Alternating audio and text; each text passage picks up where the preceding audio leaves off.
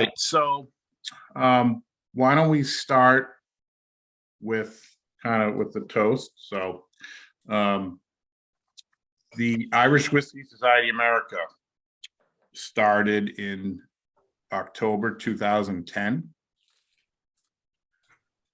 and it was just 5 of us that met in the Whiskey Priest bar in Boston, which had opened up a few months earlier that year. We've actually outlasted the Whiskey Priest that got closed in 2018. They put some high-rise buildings up on the seaport in Boston. But at the time, it was a pretty big, it was a whiskey dedicated bar. It was arguably ahead of its time, kind of like I'll talk about tonight. I would argue we were. That first meeting in the bar, there were only, like I said, 5 of us that got together and to talk about how to do this. And at the time, there were only 3 distilleries. Probably, in your average bar, less than 10 Irish whiskeys. If that was considered great at the time. And, we launched, and the first, I would say 3 years, we had really good momentum. That was a time where we were doing a lot of public tastings in bars all around, growing membership. It became challenging because of, I think, the lack of variety. So it forced us to get creative with tasting themes. So some of you who participated in those will remember that I got very creative in trying to come up with ways to present the same kind of whiskeys that we were doing every week. Some of you may remember the Battle of the Johns, where we lined up Powers versus Jameson as an example.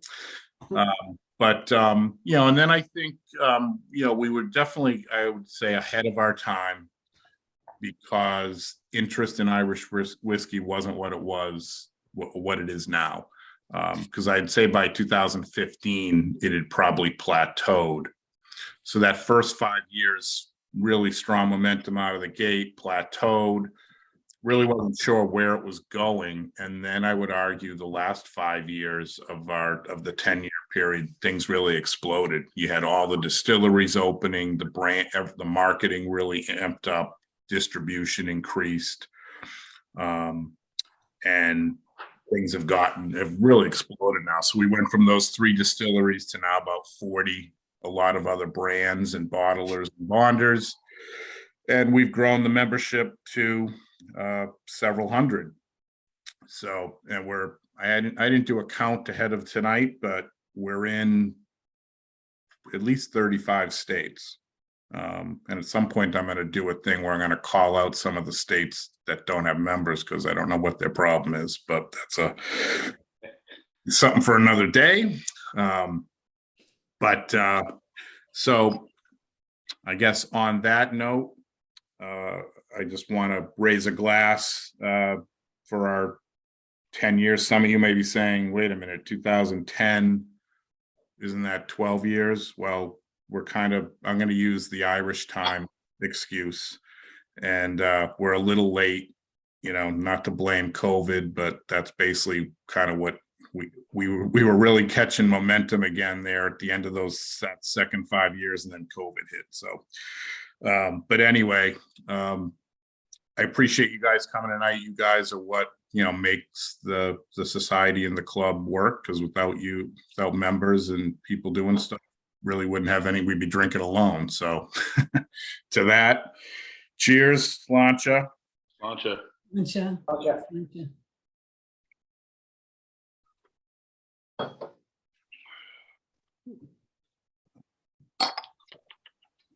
Alan, Diane's in the waiting room. Yeah, I just hit to let her in. So.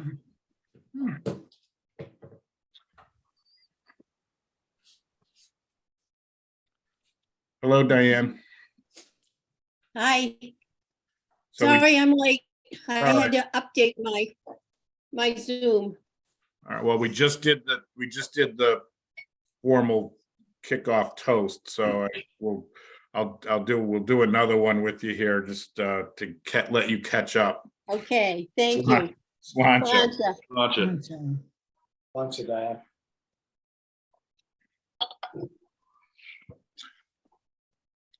We should do that every time someone joins.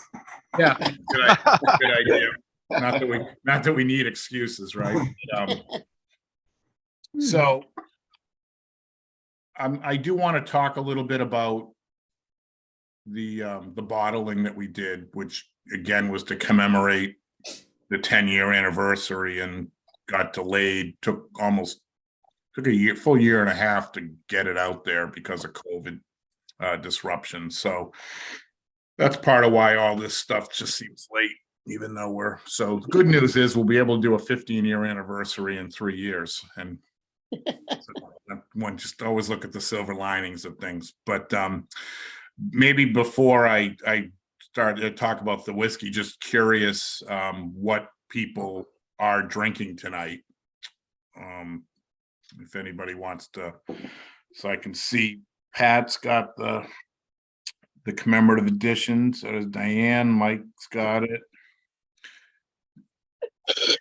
Little Napoleon. Is that the 14-year Napoleon? That's the 12. 12. Okay. I'm sorry, Hank. What were you drinking? The commemorative. The one you sent me. Okay. So is anybody trying it for the first time tonight? I am. Okay. The rest of you have sampled it somewhere along the way? Okay. I actually bought 2 bottles and I've enjoyed one up till now. I saved this one for here. I don't know if you remember, I'm the one that bought 2 bottles and had both corks fall apart. Oh, God. I do. Yeah, believe me, it was a fitting end to, I don't want to bore you with what a painstaking process it was to bring this bottle to market during COVID. But then to have something like that happen, it was just like, you got to be kidding me. This whole thing is jinxed. It just, when the second one did it, I had a buddy over here and he could vouch for me. I was laughing my ass off. I just couldn't stop. 2 in a row. It's like, yep, okay, that's perfect. But what's funny is that I was worried that was going to be a thing. But nobody else indicated that was a problem. So I'll take the hit for the team. Yeah. Everyone's checking their corks now. yeah, well, no, there's still some unopened bottles. So I guess I'm using a green spot cork now. Yeah, well, I was going to say It hasn't fallen apart yet. here's bottle number 1, which has not been opened. But maybe it's a bad cork, so I'm not planning on opening that anytime soon. But so See, now I don't want to open mine up. yeah, well, if Just have a spare cork and you'll be perfectly fine. yeah, I was gonna say just The reason being is because guess what happened when I opened up the Napa Castle? Oh, geez. yeah. I was gonna say we could get into a conversation about corks versus screw caps. I'm actually, for the very reason we're having this, I'm a big fan of the screw cap versus the cork for the very reason. I mean, I know a lot of people open up a bottle and drink the whole bottle before they open up another one. I'm kind of the opposite. I've got hundreds of bottles that are opened. So I'll go a long time in between, going back for a tasting. It's something we did a year or 2 ago kind of thing. So like we've had that happen where the cork's broken off in the middle of the thing and suddenly you've got to do a bottle kill on the fly or put it in a decanter, one or the other. But That's a terrible thing to have to do, right? yeah, exactly. But just so let me talk a little bit about the whiskey itself and then a little bit about who we did it with. So, well, I'll do it that way first. So basically, when I was looking to bring a bottle to market, I wanted there to be, for lack of a better way of explaining it, a story behind it. I didn't want to just put out a blend like anybody could in theory and not have there be anything kind of special about it, particularly for the first one. And I met the McKay family that own the Irish American company brand. And, you know, obviously with the name Irish American, I thought it was a perfect fit for the Irish Whiskey Society America. So that right off the bat kind of made it a good way to start out. And then in talking to them, they had a 10-year whiskey kind of all ready to go that they weren't going to use. So a little bit of history. The brand started in 2014. It was started by the father, who unfortunately passed away a couple of years ago. So the sons are now running it, and they have a distillery on Achill Island, the Achill Distillery, and the Irish American is the brand. So the distillery's only, I think I lose track of time now because of COVID, but it's 3 years old, maybe 4. So the whiskey that they're producing that you might see on the shelves, because they do have other varieties, it's all sourced at this point. So gonna let someone in here. Oh, time to do another toast when the next person joins. Like the Tony Montana game. Yep. Brian, are you with us?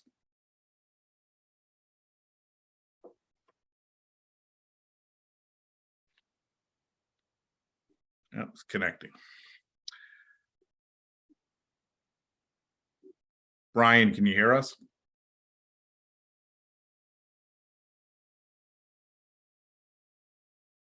No, I'll continue on the story. If he pops on, we'll pause. So they're sourcing their whiskeys until they can, you know, bring their own stuff to market. Anyone that's venturing out to the Westport area, they're actually closed. The distillery's closed for tours now for the season, but it's a great place to go.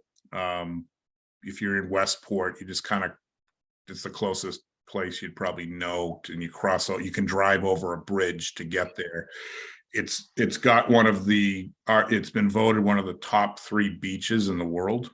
Nobody knows about it. It's like a hidden little beach. If you drive out to the full past the distillery to the end coast, it's about a mile or so, kind of a windy road, and it's just a beautiful beach there. So Brian, hello, how are you? Sorry, hold on.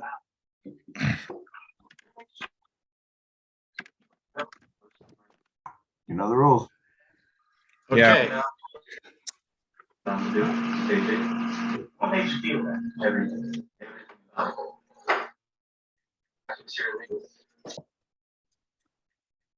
So we'll wait again, picture to pop up there. It's the connection's a little bad. So the whiskey so the company itself, the whiskey they had was this 10-year blend that they weren't going to use, because they did 2 product launches. They did a 10-year single malt, and they did a blend that was less non-age statement.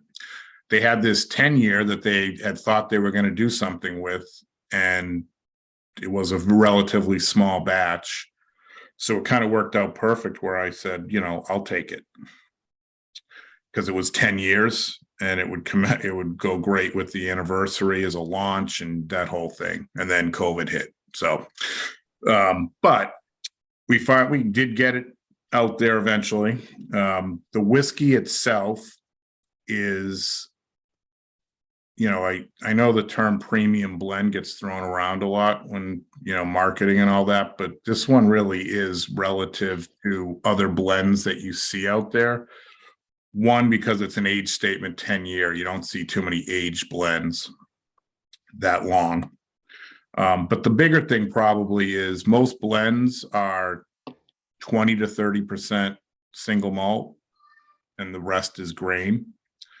And this is the reverse. This is a 70% malt blend and only 30% grain. The malt is triple distilled from Bushmills, and the grain is double distilled Cooley. So it's a, you know, so again, I thought the whole thing was a kind of a really good story behind the whiskey. Two distilleries, two different types of distillation, triple and double, the age statement. So they were both bourbon aged for the 10 years. Actually, the grain's a little bit older. And then they were finished for about 6 to 8 months in sherry. So that's the, so that's what makes it, what I'd call a premium blend versus a lot of the other stuff. Doesn't necessarily mean it's going to be better, but kind of the components that going in, I felt pretty comfortable about, to use as our first release. I didn't want to start off with something that nobody would like, and then the subsequent bottlings might be a tough sell. But so having said that, Brian, thanks for joining us. We have a rule that anyone new that comes on, we have to do another toast. So, Sláinte. Thanks, Brian. Lunch, Brian.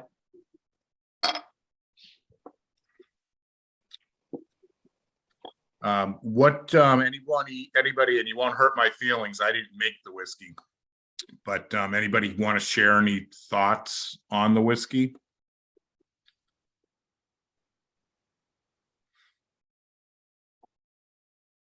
Well, for me, it's the first whiskey that I've had today. So I just added a little water to it, and it's very nice and smooth. With just a little water, I like it. Okay.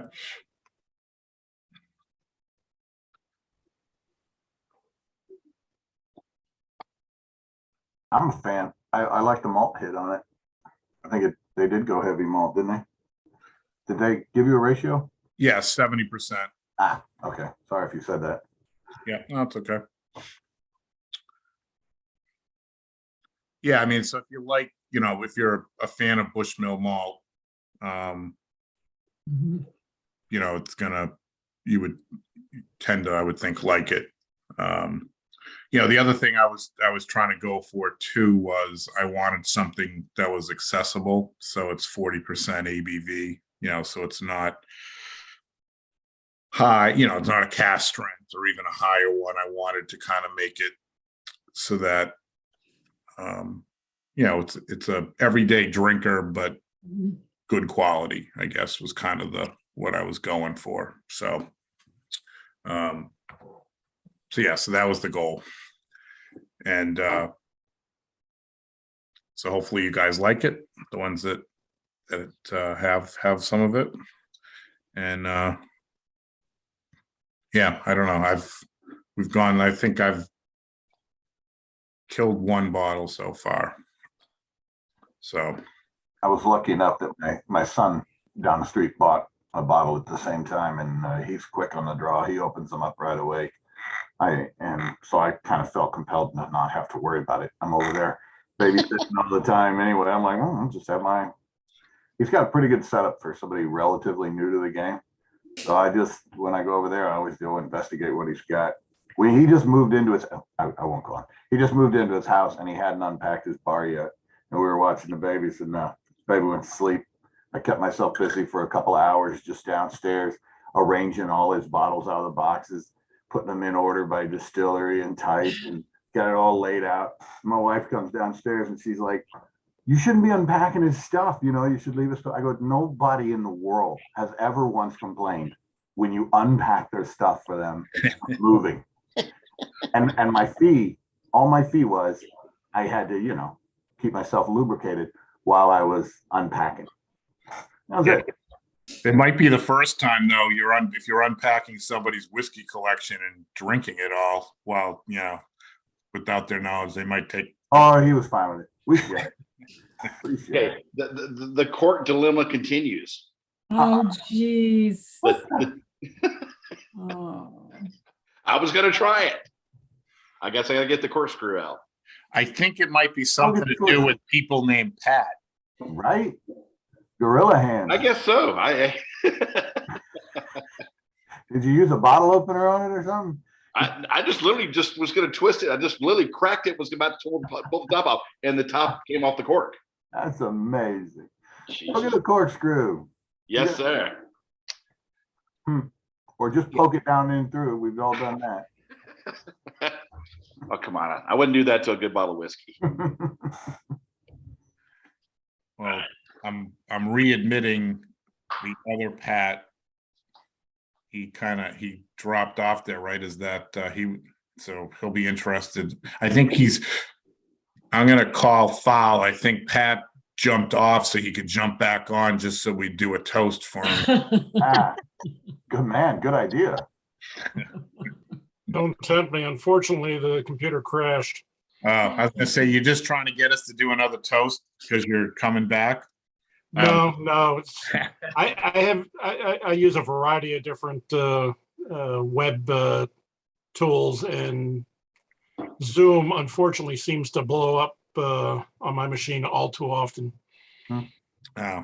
Well, I think you may have missed while you were off there for a moment. We had another attempt at a bottle opening and the cork broke. That is really. Oh, darn it. I'm not unique anymore. Yeah. Although it's only happened to people with, first name Patrick. Apparently. So I'll blame it on my Too much mother. for the luck of the Irish. yeah. So basically half the people in Ireland this is going to happen to. Yeah, maybe. Well, I was going to introduce you guys to my actual Irish from Dublin wife tonight, but she got pulled away tonight back to Dallas for work. So I apologize. My wife is in London. She was in Scotland last week, Edinburgh. Oh, wait. Oh, she's back. Oh, what? Oh, she's back. Hello. Hello. Hi, This is my wife, Katie, guys. She's actually from Dublin. So hi, Katie. Nice to meet y'all. Nice to see you. Nice to see you too. Sorry about all the screaming. Small we children. got small kids in the house. So And where in Dublin is Katie from? right out here. Oh, I'm from the north side. I'm from Sutton. Okay, I hail from Kilternan on the other side. Oh, very nice. Lovely. Lovely. Yeah. Cheers. Cilantro. Love to hear. Thank you. Yeah, you can't. Get that lady some whiskey. Yeah. Yeah. All right, enjoy. All right, cheers, y'all. Yeah, maybe take this opportunity. I think, a lot of you have been have participated in some of the prior events we've done, but if anybody's new to these, doesn't know everybody, kind of, we're looking at my screen, it looks like a Hollywood Squares right now. So bottom left corner is Mike Horton, which I think a lot of you know. VP been, helping out for several years now with myself. And in the top left corner is Andrew, who some of you may have seen either on the website or in some of his own endeavors out there on social media. But new member this year, and he's contributing to the society as well through marketing and social media and things like that, and really helping out. So that's kind of one of the newer additions. So you guys can kind of say hi to Andrew as well. Hi, Andrew. We had a few other. I think we need to have a drink to Andrew. Cheers. Yeah. Lunch, Andrew. Andrew. What are we doing here? Are we talking or what? It looks like We're gonna have to everybody's drive at home home, after this. so shouldn't be any issues there. Yeah. Yeah, just thanks for that, Alan. Just a couple of quick words. I obviously, as I just said there to Patrick's wife, I'm from the south side of Dublin, a village called Kilternan. I've been out of the country for many years, and my background is in the wine trade. I actually live in the city of Napa here in Napa Valley now, so I've been here since 2008. And kind of had this epiphany over the winter that I needed to jump into Irish whiskey and take some of my wine knowledge with me.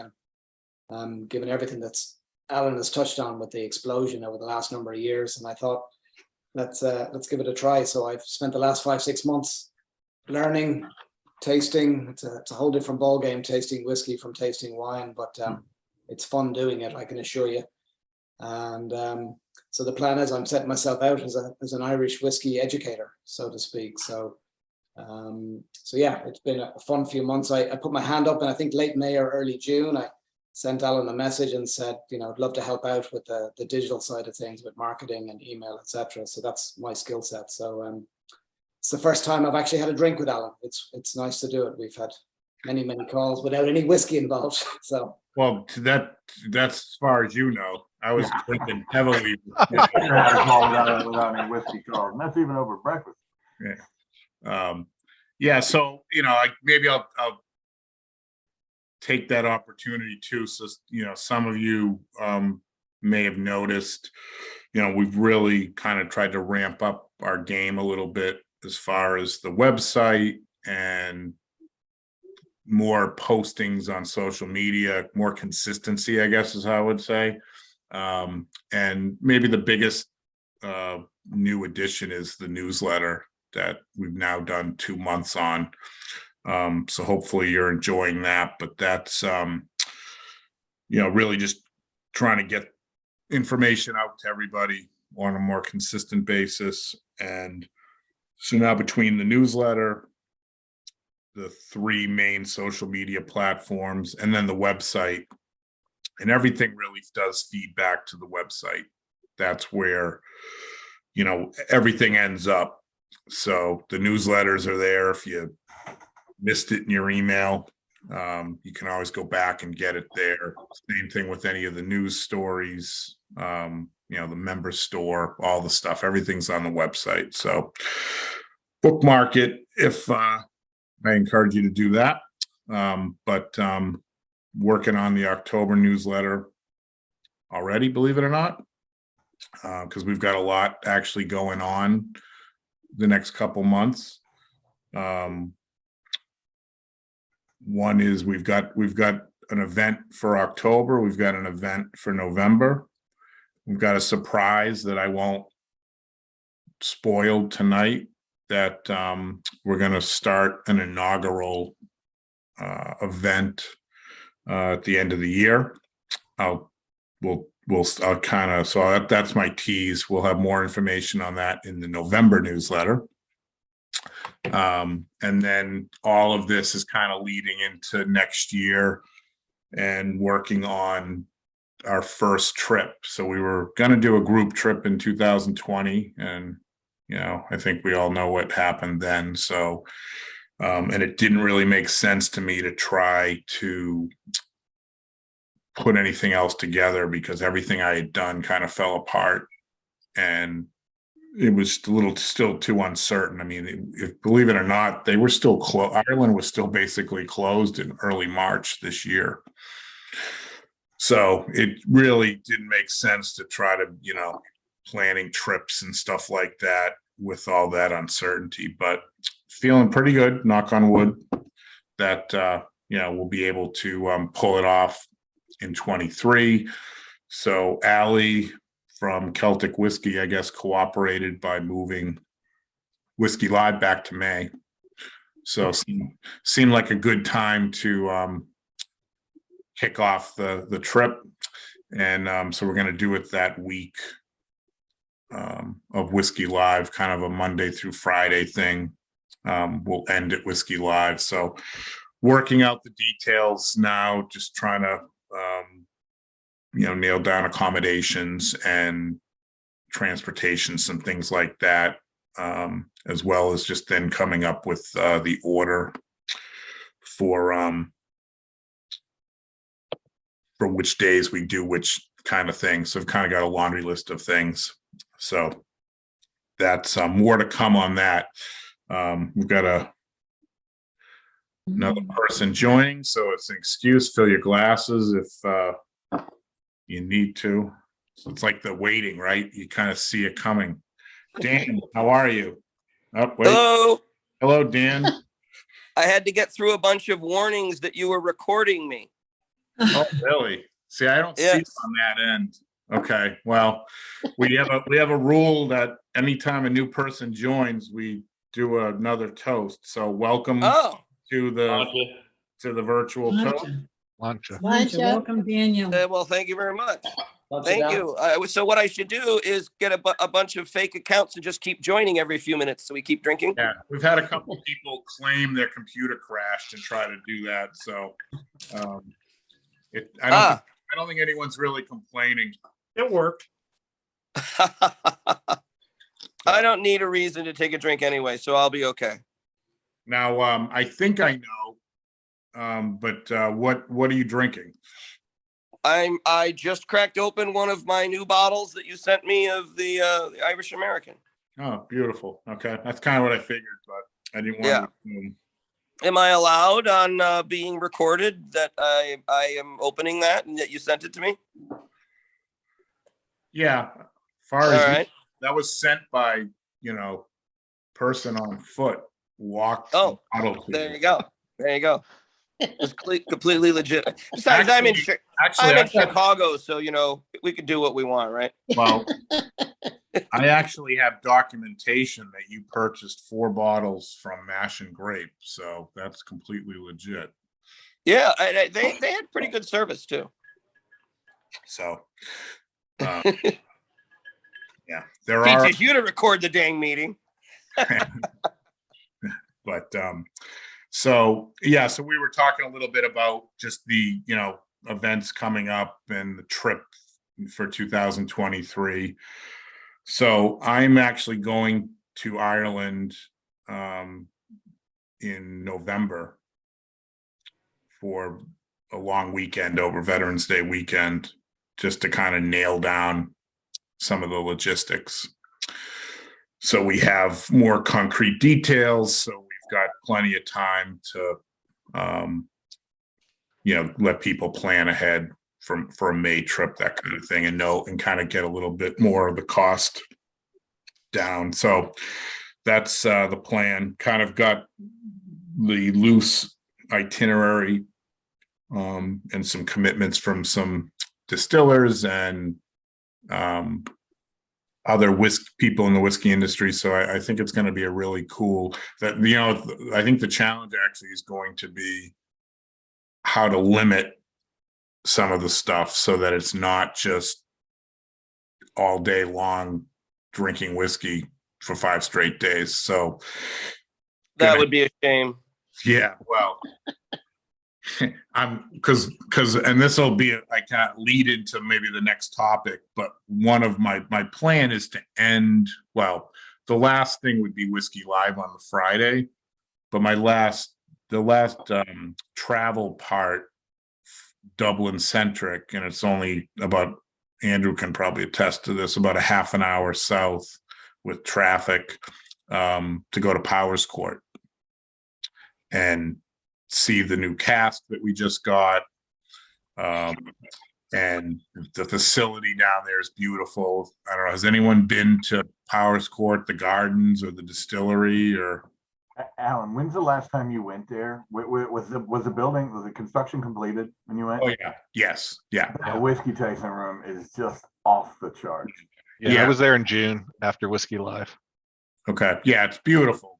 They're already doing it, I think, but they pretty heavily promote, hosting weddings and I think they just do the whiskey awards, or they did last year's whiskey awards. Last year's whiskey, yeah. So I mean, they have the capacity to do events and things like that. They've got the hotel right on the grounds, the golf course, the gardens, so they've kind of got it all.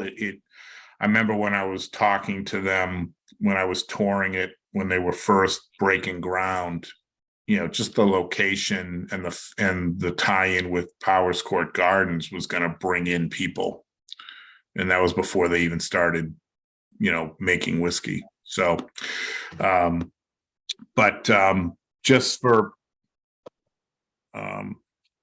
everybody's benefit, so what we announced finally, again, everything's kind of, I'm going to blame. No, I hope you don't take offense, Andrew. I looked it up. It's in the Urban Dictionary, the Irish time. No offense taken. So that's why we're doing our 10-year anniversary after 12 years. But this cask has been a long time in the making. I couldn't really announce it because I could have, but I didn't want to because I didn't have a picture, believe it or not. And a lot of that was due to the fact that with COVID, I couldn't get over there. So, because you'll notice, so here's a picture of the cask that we have. You'll notice the fill date is 2019. This was actually the first cask filled in 2019. So it's single malt, and this particular posting, so it's ex-bourbon cask, triple distilled single malt, and the spirit that went in was just over 64% ABV. So the cask program itself requires you to age it for 10 years. So the good news is it's already whiskey. It's been aging for over 3.5 years now. So only about 6 more years to go. So time will fly. We'll do plenty of things in between. But in the meantime, while we kind of sit and wait, I should have asked. I assume everyone can see that on my screen. I shared my screen. Yeah. Okay.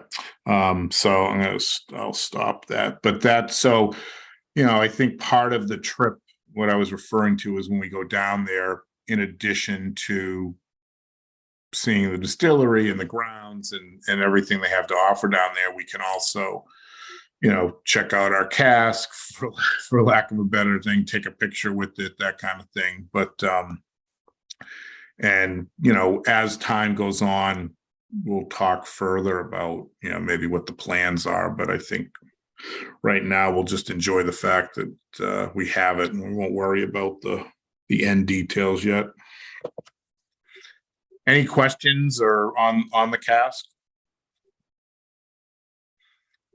We have a tasting in October, a tasting event kind of centered around that with the Furcullen range of whiskeys from Powers Court. So some of you may have actually already signed up for that.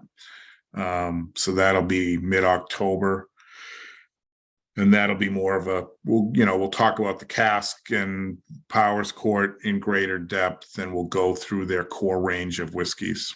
So that should be fun. And, one of the things too, they have not released their whiskeys in the US at this point. So opportunity to try the whiskeys that, you can't get here. So some of you have anybody tried any of the Furcullen whiskeys? The 16 is the most amazing whiskey I've ever had. I think I got that through Irish Whiskey Options and then Drinks Hero, and actually Furcullen 8 is my favorite easy drinking whiskey. So you're a fan. Big time. Yep. Okay. Have you had I got a bottle of the 20-year-old 5 Elements that I am slowly working on. Have you had that one yet? I haven't had that. I've had the 18, and I just brought Furcullen Falls back from my old trip that just ended. Haven't tried that one yet either. Yeah, I noticed they sold out in a couple places already, the Furcullen Falls, some of the outlets already. So that's good. Alan, I come from the village just north of Enniskerry, where Powers Court is. So growing up, there was no local distillery, but now there is. And I was back a couple of weeks back for my first trip since 2019. So I actually got to go down and to Hank and Mike's Point. It's a phenomenal facility. They really have a lot of attention to detail from the visitor perspective and experiences, etc., which they have to do, because you've seen one distillery, you've seen them all. There's only so many copper pot stills you can look at, so they have to add an element beyond that, and to their credit, they have done. I got to spend a little bit of time with John Cashman when I was there, and he's super excited by their Furcullen Falls there, Hank, that you just mentioned. I got to taste it. 50% grain and 50% of their own malt in there. Nice. Yeah, I didn't bring a bottle back with me because I didn't have enough room in the suitcase. I actually have their 18-year-old. Is it 18? A single cask finished in stout So I picked that up when I was there. But yeah, I'm hoping John wouldn't be drawn on whether For Cullen Falls is going to be their lead product here in the States, but I suspect, reading between the lines, that's what they're going to launch with. Yeah, I met him at Whiskey Live as well. He's a great storyteller, and it's nice that he's from Wicklow as well. So it just makes a nice connection there. Yeah. Kind of gave me the party line in a lot of the questions I asked him, which I expect, because he is, his background is sales and marketing, or marketing and sales. But yeah. He's quite proud of the For Cullen Falls product. I really enjoyed it. It's going to sell, I think it's line priced over there now at about €38.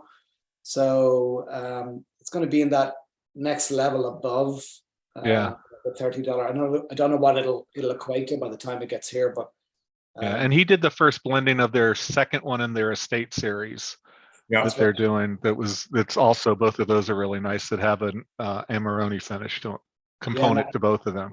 Yeah, and he shared with me the reason they use Amarone. I didn't know this, but apparently we know Noel Sweeney is a great grain whiskey maker.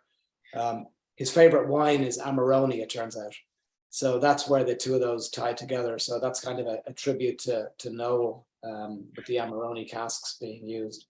The interesting thing that I did take away was they're going to be changing their labeling. So this is their kind of original labeling, everything, it's very, very classical. For Cullen Falls is a very modern label. It's a real departure for them. They want to draw a line between essentially the bought spirit and their own made spirit as they move forward. So one of the other things that I find little, people might not be aware of, Andrew mentioned Noel, the master distiller. So Noel's reputation, he's one of only 2 Irish men in the Hall of Fame, Whiskey Hall of Fame. So Powers Court has only been open for a few years. And the For Cullen Falls is the first whiskey with some of their actual stuff that Noel distilled. But all of the sourced stuff that they've been putting out, their core range, the single grain, the single malt that they did, all of that is sourced whiskey from Cooley that Noel did when he was the master distiller at Cooley.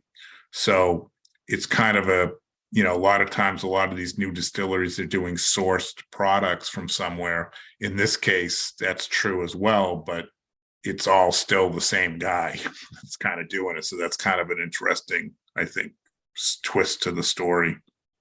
On a quick note, you mentioned grain. I've got this For Cullen 10-year single grain. Yeah. I'm not sure what the consensus is on grains, but I know a lot of people kind of poo-poo them, but I think they get such a great flavor out of that wood. And this is just such a great drinker. I could drink this all day. Well, I shouldn't, but I could. I'm actually trying to hang on to it as a gift for my son. There we go. Brought him up again. Well, go to his house and drink his instead. Yeah, no, he doesn't even have one. Yeah. No. Oh no, he did. Yeah, because we went there and he brought something back. Yeah, that's true. I could go over there. Not now.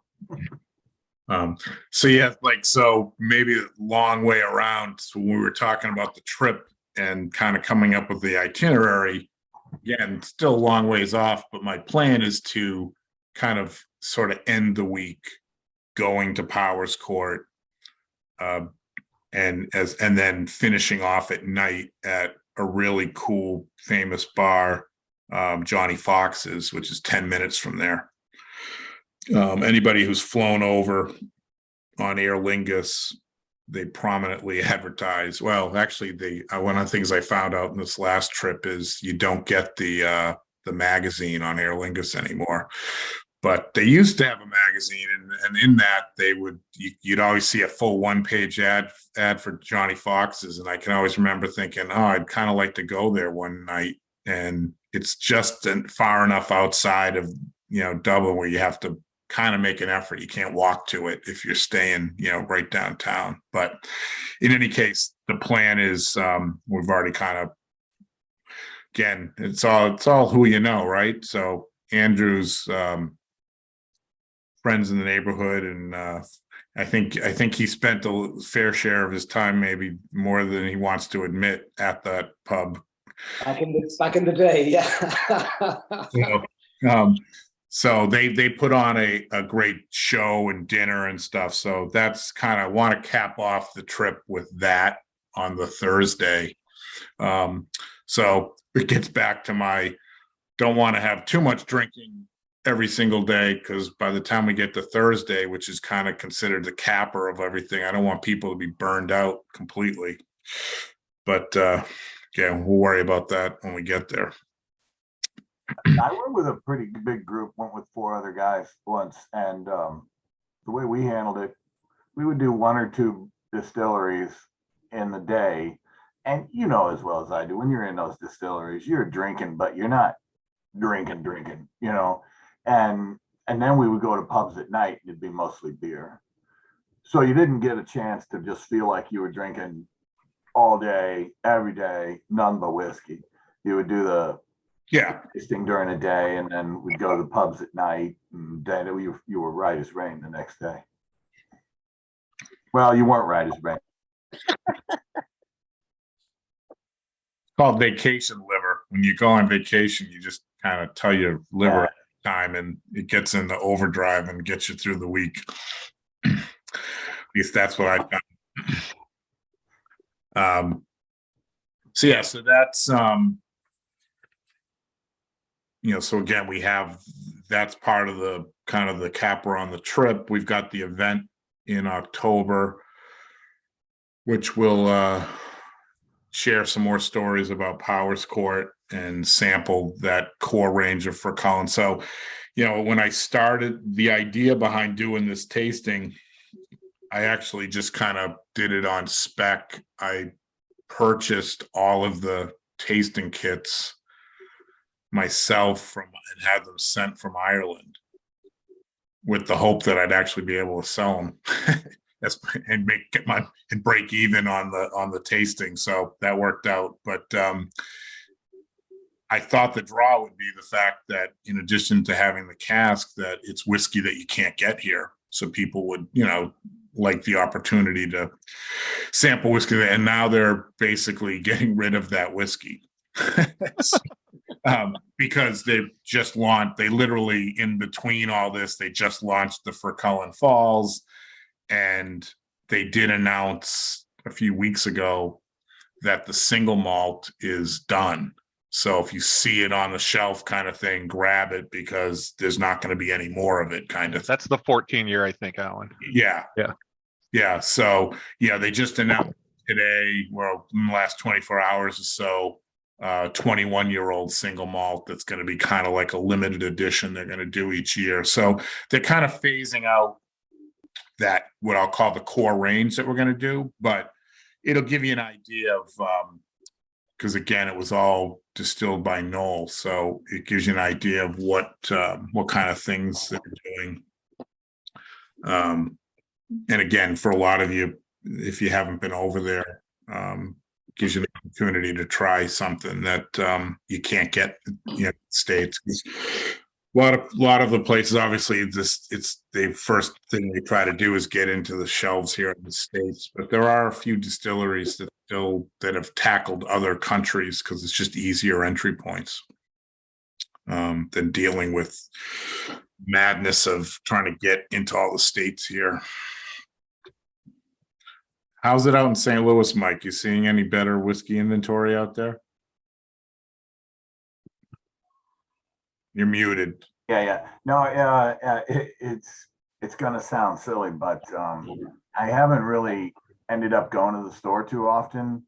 My wife works for Delta, and she's been to Dublin and Scotland. Well, she's been to Dublin maybe 6 times in the last 2 months.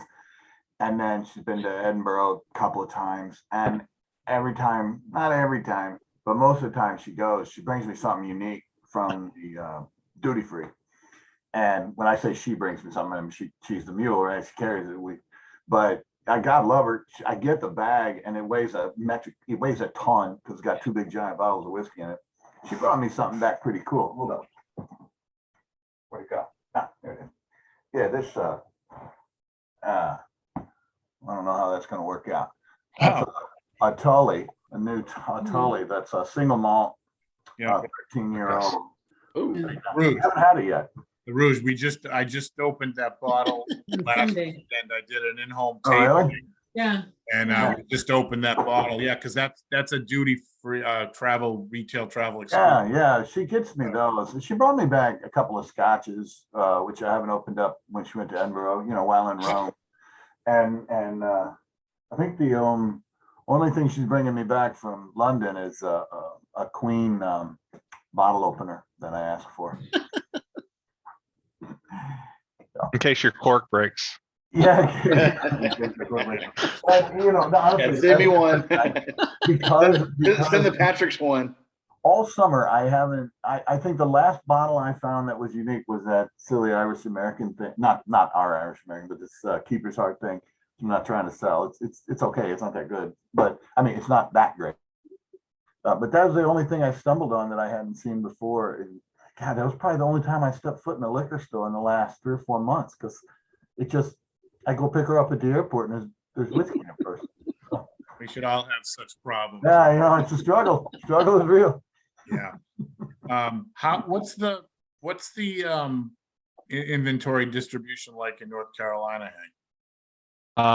I never go to a liquor store. I just go to jamesfox.com. Okay. And I mean, is that because there's such a lack of?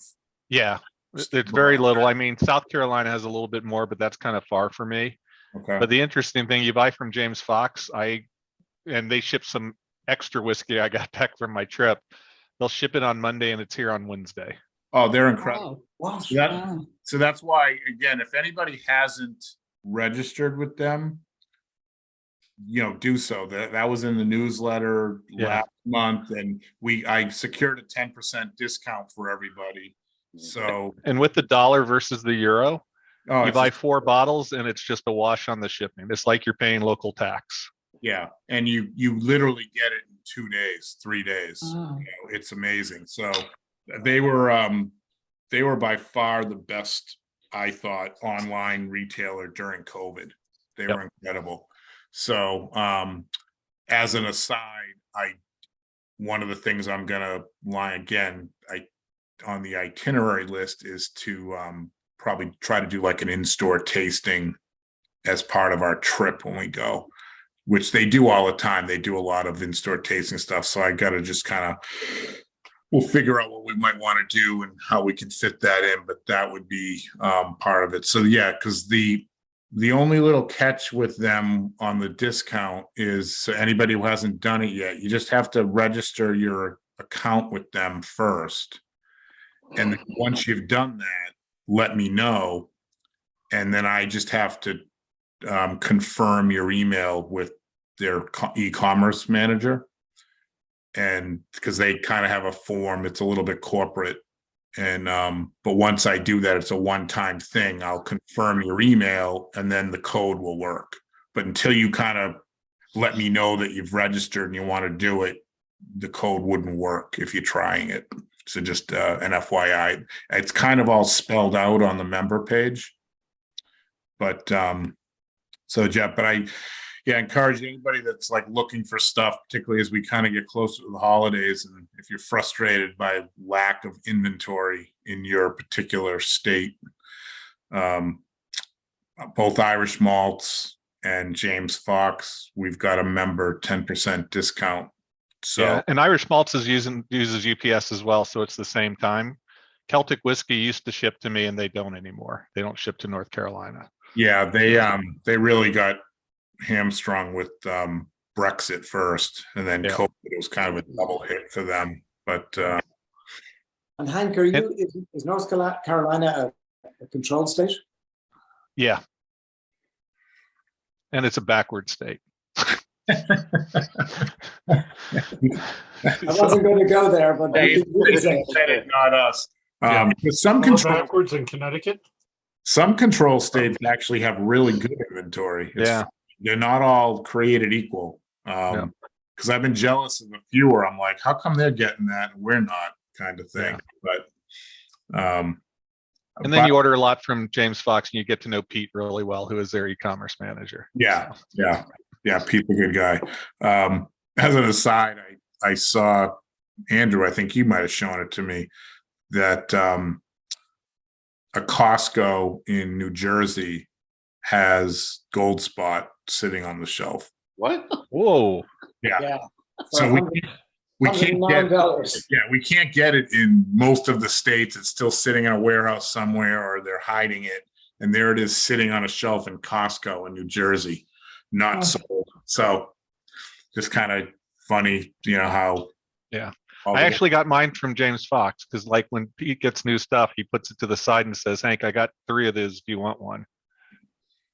So, Yeah. So I was lucky enough to pick up a bottle on my trip. My folks had got a bottle at Mitchell, so I got that. But yeah, $109, Alan, on that at Costco in New Jersey. It's just, yeah. But so yeah, take advantage of those. Those are the things that, for shipping, if you're trying to get anything that I know we have it pretty good in Massachusetts, so I'm not going to complain. But I probably avail myself of the shipping stuff more than I should, considering what we have here. But I use the excuse that I'm doing tastings all the time, so I got to keep my inventory robust. absolutely. Plus, I have friends coming to town in a week who are going to drink all my whiskey, right, Dan? I couldn't figure out how to hit the button back on. Yes, it is our intent to clear you out. Yeah. So It's hard to figure out if you've had too much whiskey, how to hit the button to make the noise come back on. Well, I try to clear space. Over the weekend, we killed a few bottles, which I had brought up just for the sake of I needed more space on the shelf. So we wait until Alan passes out, and then we search, in the cubbies for the really good stuff he's hiding. Well, that's the problem. Right now, I'm not hiding any of it. It's all on display in the main tasting room here. I'm going to have to hide it. I'm going to have to put it in the attic. So like a Nepog 51 doesn't get opened by mistake. Somebody doesn't realize what they're doing. But us at 2 a.m. after coming back from the bars. Yeah, that's Open it always and stuff. the best time to open up the really good stuff. But yeah, so just so I think I mentioned the tasting. I think the other thing I'll tease a little. It's the longest tease ever, but we're also planning on doing a tasting event in November. Squeeze it in there between the holidays, and that's going to be the Powers tasting.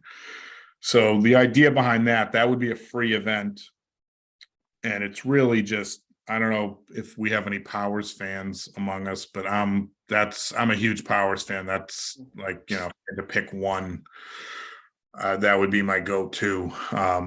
But I will have the benefit of having kind of what I would consider the Powers expert in Carol Quinn, who will share kind of some stuff about Powers and working on still working it out. But the idea behind it is kind of everybody typically has a Powers of some kind on their shelf, some more than others. And we'll just kind of drink Powers and talk about Powers, talk about the brand and the history. And, some of you may have seen, they just announced they got approval on the labeling. They're going to be coming out with a new Powers rye. Not exactly sure when that'll hit the shelves in the States, because it's hard to know exactly when the approval versus the hitting the shelves, but that's the next Powers to come out is going to be a full rye whiskey. So that's a little bit of a departure, but it should be pretty interesting. But I've got a few single rye whiskey. Apparently, yeah. 100%. Yeah, that's what the label says. 100% rye. Yep. So that should be, so I'm looking forward to that as a Powers fan. I had one of those from a American distillery up in Seattle, and it's one of those bottles that it's like you take a sip and it's like getting punched in the face. And then you say, I'm not going to touch that ever again. And then I go back down there, and it's my son-in-law's house. I go in there and I go, okay, give it to me. I don't remember what it's called, but it's 100% rye. And it's the only 100% rye I've ever had. So I'm excited. I can't wait to see what this stuff tastes like. 100%.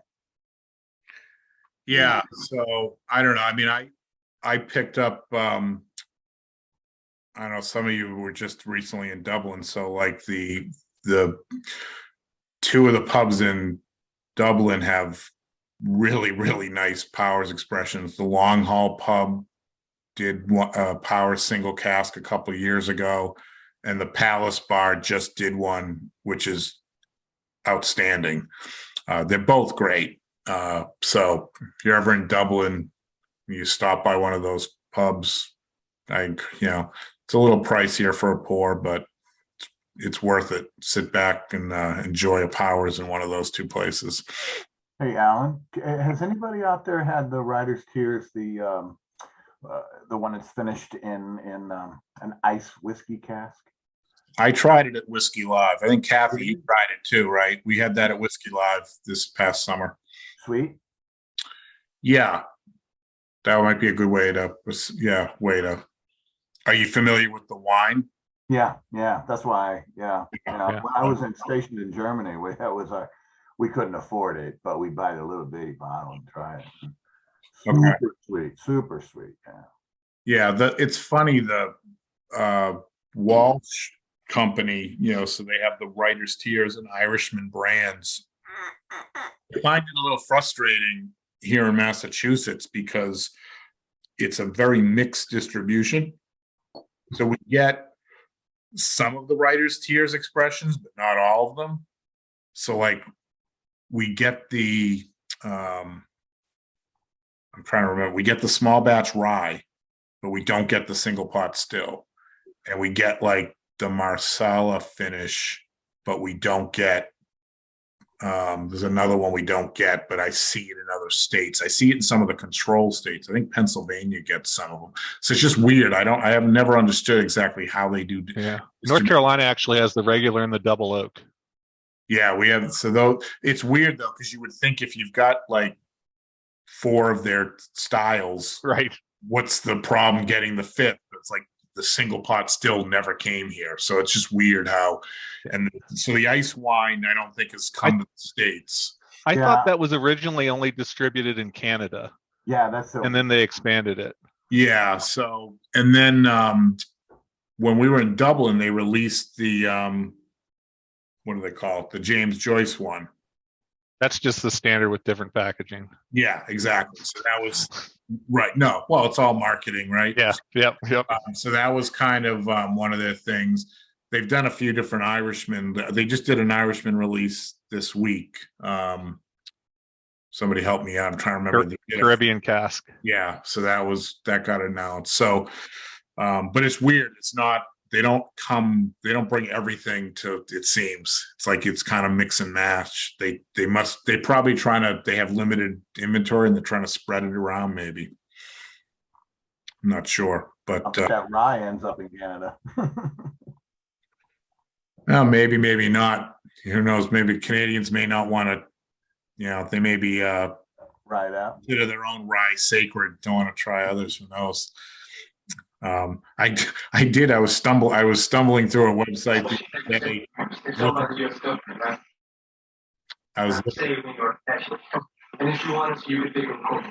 Hey, I'm only an hour and a half from Canada and Rochester, New York. So let me know.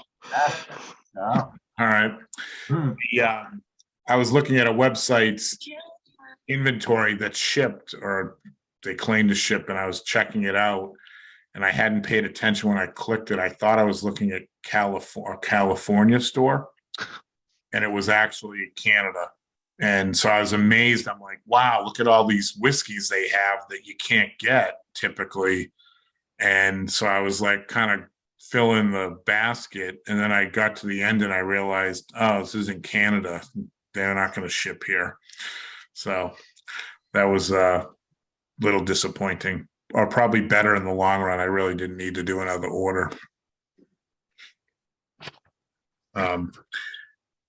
Anything, I know I did. I enjoyed, Hank, watching or seeing all of your social media posts over the last couple of weeks. You seem to travel the entire country. I don't know if you left any stone unturned over there. I realized, so it was a great trip. It was funny. I got back from Whiskey Live, and then the next week, my company's like, we have a meeting in Dublin. You need to go. Like, oh, darn. And then my wife came at the end of it, and she doesn't drink whiskey. So we did as much hiking and cliff climbing and everything. The only one in the path, but I was picking places. So I went to Sleeve League. The most interesting things there, well, two interesting things on that trip was their mixing tanks. They have two wooden ones and one metal one. Huh. The difference in the immediate taste on the ones with the wood, it's immediately softening, was just amazing. And then I was walking around with James dipping my fingers into like holding bats, and he has a poutine that's made from his grandfather's recipe that's with molasses. And I couldn't see too well, and I was just dipping my finger in for a taste, and I ended up sticking my finger in about halfway, and he's like, "What the heck?" It was all over my hand. So that was kind of interesting. So then we went to JJ Court. Bottle in a few years, we'll know why. Yeah, there you go. So that was a great tour. And then we went to JJ Quarry and hung out there for a while. Stopped at Black's because I'm a cask owner there. I'm now a cask owner at Sleeve League too, because their new pot still, that if the technical files it doesn't change, James says he's going to name it not pot still, because it's 50 malted, 30 unmalted, and 20% oats. Oh, nice. All peated. All peated. Okay. So yeah, because that distillery, that's all he's making is peated whiskey up there. Yep. And then I went to Clonakilty, and then I went to see WD O'Connell, because I've gotten to know Dahi through social media, and we've become pretty good friends. And he doesn't have a tour because he's just bringing out his building, but for anyone who's worked at a startup, it had an immediate startup feel. He has a foosball table in there. He had a rowing machine, and I love to row. I actually got to bottle my own of his cask share. It's a 20-year rum cask. He also let me cork it. I think I almost broke his cork machine because I didn't line the bottle up in the right place, and there was this huge loud noise, and he and Tom were like, "What's going on?" And then my wife's like, "He's a dummy. He didn't line it up in the right place." So we got to see 5 or 6 whiskey businesses. I met Sergio's too from Irish Whiskey Magazine. Oh yeah, he's a great guy. Yeah, so we spent some time with him, and 3 different cliffs, about 5 different beaches. We walked 102 miles. It was just the best trip ever. Oh, well, quick question. I've got to go to Dublin in December to go pick my mother-in-law and bring her back here to Florida for Christmas. I've only got one free day. If you were going to pick one extra place to go to, where would you go? Outside Dublin, or Dublin City, or outside of Dublin? I mean, like I said, we have the capability of being wide open, but it's like I got to let the wife know, because she's made all these little plans for a 4-day trip over there to get mother-in-law. But I've got. I'd go to Powers Court. Powers Court, okay. Yeah. Yeah, I think if you're in Dublin, the city itself, there's plenty of non-whiskey things you can do too. But I would try to hit a few of what I'd consider the iconic pubs. It depends on what day of the week you're there too. A little bit. It's tough to get into some of them on the weekends, but you really can't go wrong going to Long Hall, Bowes, Palace Bar. I like Darky Kelly's. Yeah, Darky Kelly. Yeah, we're staying at the Shelburne for for 2 nights while we're in town to pick her up. So, but like I said, this is my 34th time going to Dublin. So it's like, this is, I've been there, done that, wrote a book about it, but it's like just trying to come up with something new in some of the new distilleries. Okay, yeah. So if you've done it a bunch, because I was going to say it's hard to answer. Y'all just think about it. I mean, like I said, I'm here. So if y'all come up with something crazy, let me know. It'd be great, because you know what to do. You want to do something unique that you may not have done. I've done this years ago. You go to Croke Park. Okay. And you take the tour where you go up top and they actually put you in a harness and you walk. It's like walking the plank. Oh, like Oh. walking the Harbor Bridge. Nice. Yeah, but you kind of, so you're up on top of Croke Park as part of the tour. You do the tour of like the field and other stuff too, but they literally like hook you on so you can't blow off. You know? Right. Well, yeah, because we're gonna be there in December, so it's. Oh well, yeah. So you get Are you going this an December? unbelievable view of the city. It's Are you unbelievable. going this December? Yeah. I'm going this December. Hey, I see your wife bouncing around and back on. Yeah, The only time I went across north of the river one time, there was an old church, but they had underneath it, they had these catacombs under there, and it had old dead I went bodies. there this year. Oh, did you Yeah. really? Just north of the river? Do you Yep. remember what it was called? Was it Christchurch? No, north of the river. Christchurch is north of the river. I don't Well, remember, but tiny but I church, can you find wouldn't even out look at it. because I went there. You did, and you had Yeah. to go around back and go down under the thing. Yes, you go in a bulkhead Yeah. and you yeah. go down, and there's some that you can't look in because they're active. People are still burying their family in there. Oh, yeah. But there are other ones that they're all mummified and Yeah. Wow. yeah. Yeah. If anybody's got Wild. anything that you think that, like you said, we've been married for 22 years, so I've been going to Ireland for 24 years. So anything that you could think of that's different, I would greatly Have appreciate. they been So, in Kilmainham jail? yeah, have y'all been to Kilmainham jail? Yeah. Well, Oh, that's fabulous. yeah. Go ahead. Phil. So I have my company is called Hannah 23. My great auntie Hannah was imprisoned in Kilmainham jail in 1923. She was a spy for Wow. the Irish against the British, and she was there for 6 months. How do So you spell that? yeah. Kill what? Wow. Kilmainham. Kilmainham jail. It's a very cool How do you spell it? museum. You said KILMAINHAM. And Okay. they have a very cool tour and a nice coffee shop, and it's a pretty amazing place. It's where the martyrs of the 1916 Rising were all shot in the Yeah. course. Right. Yeah. Yeah. It's It's, David it's, Rivera. it's past like Houston Station about Yeah. half a mile or so. Yeah. I recommend book They didn't early. They didn't shoot Eamon de Valera because he was an American, and that would have set off a very big problem with the U.S. So, But book early for that because that's one of the more popular Yes. things in it. You really have to get. And as an aside, I figured on the Friday of our trip next year because people will be looking to detox. So that was going to be the plan ahead. Right before going to the Whiskey Live event, was going to do a morning tour of the jail.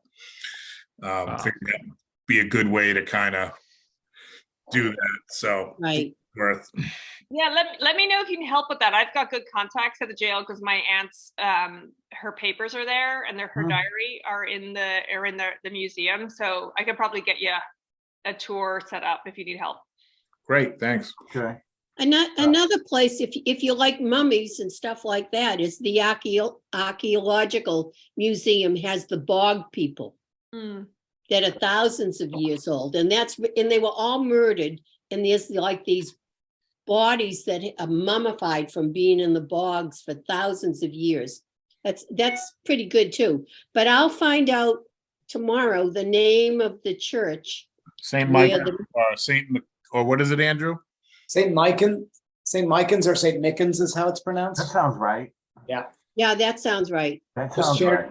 Yeah, just share a Tiny link little there. nondescript building. Like if you walked by it, you wouldn't even look at it. Right. That's Yeah. right. And the place where you go to line up to get in looks like this can't be the right place. And then all of a sudden someone comes out and lets you in and they takes you into the church. And then he says, I know this is not really what you want to see. And so you come out and you walk around back and he opens the bulkhead. And it's like really weird. Oh, very neat. Yep. Yeah. Yeah. Hank, I know you mentioned the rum cask from W.D. O'Connell. I just thought, because I think it'll rival this one. So Irish American, who we did our whiskey with, this as of now, this is a 19-year-old single malt from Bushmills. And what really makes this unique is it was aged the entire time in rum casks. Yeah. So, and it's a beautiful whiskey. Yeah. This was done for the father, kind of an Yeah. honor of him. So I think that the W.D. O'Connell's a 20-year. Was that done the entire time in rum? I think so. Yeah, he didn't like it until the last few months. He was going to do it 19. I don't know if people have seen it. He does a bottle share versus buying a cask, where you can buy bottles of casks that he has aging, and effectively you're getting it less for retail, and then you'll just pay excise or whatever. And he was just, I don't want to. I think I was pushing him on, when's this coming? He said, is it coming? And he was bottling the day I was there. And he's got a bunch of other ones. He's acquired some of the Bowen stuff that they did with Finone O'Connor, so he has a cask of that as well that you can get from him. Yeah, their stuff tends to go pretty quick too when they put it out. And kind of got a cult following almost. Yeah, I think I may be the leader. I may be the leader of that cult. Well, I'll be honest with you. I missed them at because they didn't do Whiskey Live, and I was disappointed because I had met them when they first hit the market at the last Whiskey Live. They were the first booth I went to when I met them, and I was really liked the stuff, and then they weren't there, so I was kind of bummed.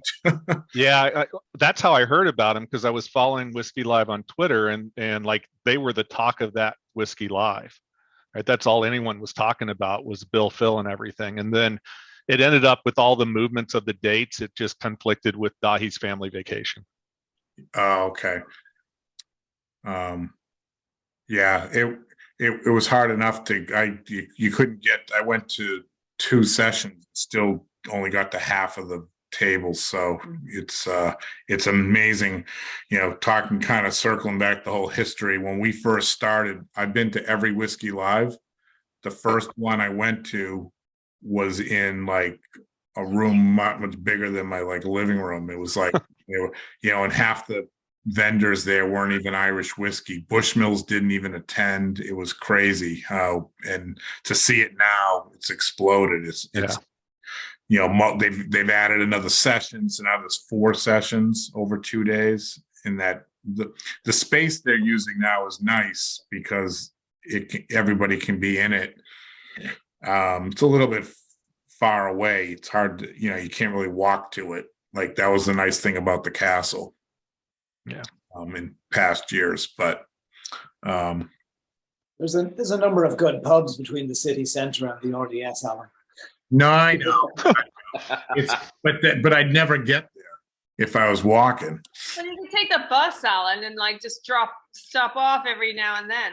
I think the bus driver might get annoyed because it's like no, different bus driver every time. Yeah. You go stick your arm out and get the next bus. Yeah, and although it is a little bit long of a walk, it's not necessarily a bad thing to have a long walk after you leave a session. No. Well, I wanted to get the bar I wanted to go to was names escaping me now that I've been drinking, the Jack Ryan brand, that does that's in between. Yeah. It's in between the city center and where the Whiskey Live is.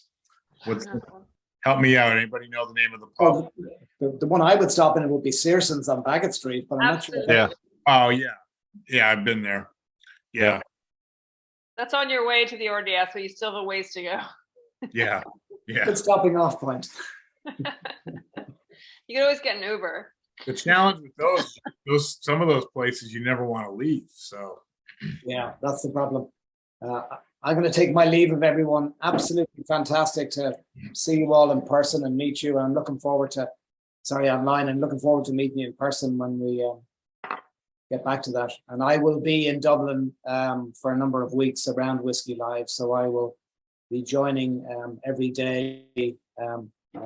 Whatever Alan and I and others come up with for the day, I will see everybody on all of those days, whoever makes it there. So yeah, looking forward to it. With that, we'll say sláinte. okay, great. Thanks, Sam. We're right up against kind of the 10 o'clock hour here. I kind of had said an hour and a half for this, so maybe anything else anybody wants to add? Otherwise, maybe I'll do we can do a final toast and Can I do a shameless plug here? Sure. Yeah, this is one of the things that you and I talked about. My wife and I are involved in this brand, Cool Swan, which is actually made with Middleton Irish whiskey. It is a Premium Irish cream liqueur like another. You guys in Massachusetts can get it. New Jersey, New York, Chicago. We get lots of it. Yeah, we're fans of it up here. We're big fans of it. My wife doesn't drink Irish whiskey, but she loves Irish cream, and that's one of her it's favorites. She delicious. also likes Moore's. How are you Irish involved?